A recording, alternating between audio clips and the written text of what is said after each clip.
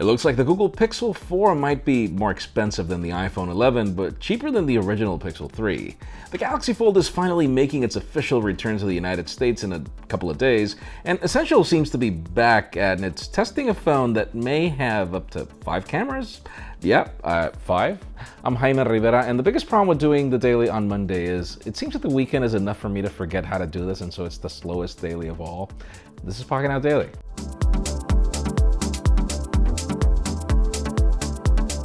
Yes, I'm traveling again, but I'm not complaining about it because you guys say in the comments that I shouldn't. So anyways, today, as always, we begin with deals. Amazon is taking a crazy $200 off the 11-inch and 12.9-inch iPad Pro Wi-Fi models. This deal is on the entry-level variants, though, meaning that they start at $674 shipped, and Walmart is also matching these deals. So all you have to do is go to Walmart and show them that Amazon is offering these deals, and you'll get the discount as well, which is always a good option. Price match, grab your stuff, and don't have to wait for it to be shipped. You can learn more about everything in the description. Now, it is no secret that the ASUS ROG Phone II is the most well-spec'd smartphone right now. I'm not saying the best one, but it is the most well-spec'd, and for those of you in the market, it's now extending to other markets. It's available in Europe, India, and the United States. In the case of Europe, for 890 euros. In the case of India, you can get it starting for 37,999 rupees, and it's got some interesting bundles. And then in the case of the United States, $900, and you can also get it at B&H and Mobile Advance. Definitely.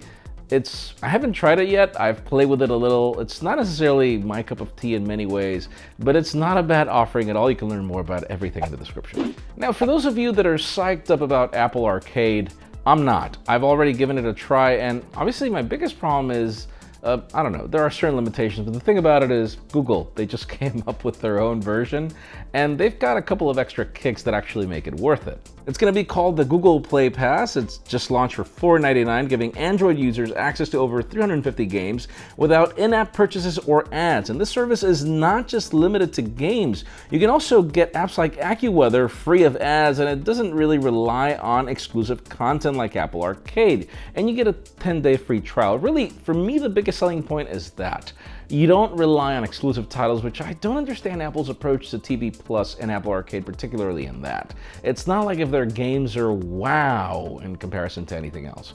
We'll see if they change the strategy. Now, do any of you remember the Essential phone? I do miss that phone for the form factor, the design. I don't miss it for the camera, but the good thing is apparently that's one of the major things that the company is working on for their next generation product, because apparently there is one. It seems that an Essential spokesperson just confirmed to XDA that the company is working on a second device that's now in early testing. In some of the coding, it reveals that the Essential is working on push-to-talk functionalities to bring sort of like a walkie-talkie with your fingerprint scanner. The coding also reveals that it should bring a Qualcomm Snapdragon 730, 4 Sony camera sensors, and 1 Samsung camera sensor. Apparently, the main sensor is a 48 megapixels, which shouldn't really tell us much. I mean, it's not like if that sensor's been amazing, but we'll see. And yes, you know that the Galaxy Fold has launched in Korea. Apparently it sold out almost immediately. People went crazy for it, but obviously we're wondering exactly when it's going to reach the United States. And for that case, apparently it will be on September 27th. You will be able to get it in 2 variants, either AT&T or an unlocked variant. The AT&T one being available at retail stores, online, and Best Buy, and the unlocked variant being available at some Best Buys and Samsung's website. Obviously, the price tag is no cup of tea, $1,980, which I'm really curious to see how well that phone's going to sell now we've got all the Galaxy Notes and iPhone 11 Pro Maxes and all the crazy names you can find in smartphones right now.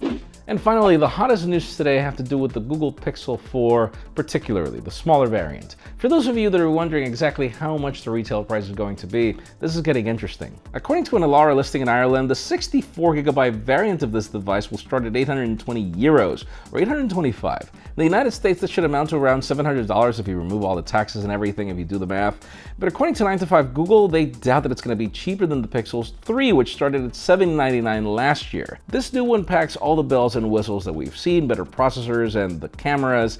And if this is true, the problem is that it could mean, do the math, it could end up costing more than the iPhone 11, the entry-level variant, which is currently $699 for 64 gigs. Let us know in the comments down below, what do you think? Do you think that it's a good strategy for Google to price it over the iPhone 11? Because I think they shouldn't. I think they should match the price, $699, and I think that this should teach companies a lesson that they need to price their entry-level phones at that price. That's just me. We would love to know what you think in the comments down below. Friends, again, if you want to get the news earlier, follow us on Pocketnow.com and subscribe to our channel for more videos like this one. Also, follow us on social media as our extended coverage happens on Instagram, and follow me on my personal handles to see what I do with these phones. Please give this video a thumbs up if you like what you saw. I'm Jaime Rivera. Thanks so much for watching. We'll see you tomorrow.